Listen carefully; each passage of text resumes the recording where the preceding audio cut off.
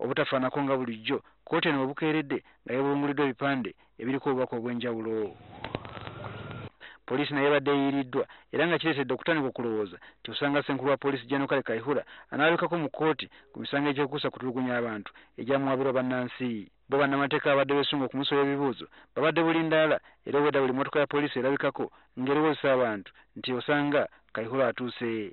Kyokka omusango bwe gutandise kyeraze lwatu nti omulindwa tabadde wakulabikako. Ebbaluwa okuva ewa Ssaabawabi wa gavumenti eyisiddwa ng'eraga nga bwe yeegwanyiza okutwala obuvunaanyizibwa ku musango guno ng'akyesigamya Kawaayo namba 12 mu ssemateeka w'eggwanga. Kyokka bannamateeka b'oludda olwabi bategeeza nga baagala Ssaabawabi wa gavumenti akole okusaba okutongole okulaga nti singa atwala obuvunaanyizibwa buno bwakwerengayo n'omusango guno.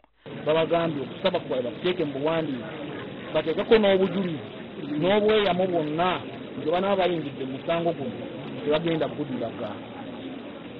Ssaabawabi wa gavumenti alina eddembe wansi wa ssemateeka okweddiza omusango gwonna ogwa naggomola oguba gwawabiddwa omuntu oba abantu mu kkooti z'amateeka.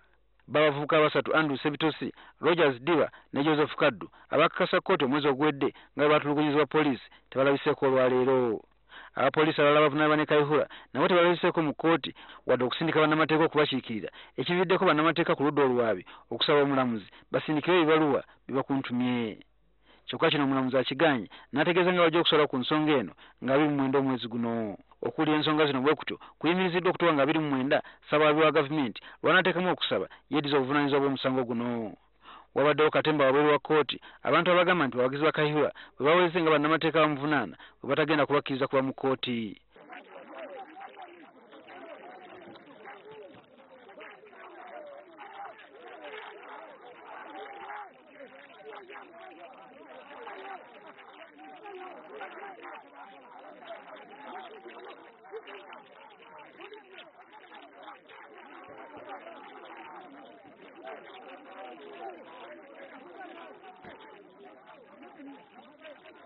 Poliisi oluvannyuma ebiyingiddemu ne bateekerawo omwaganya okufuluma wakati mu kavuyo.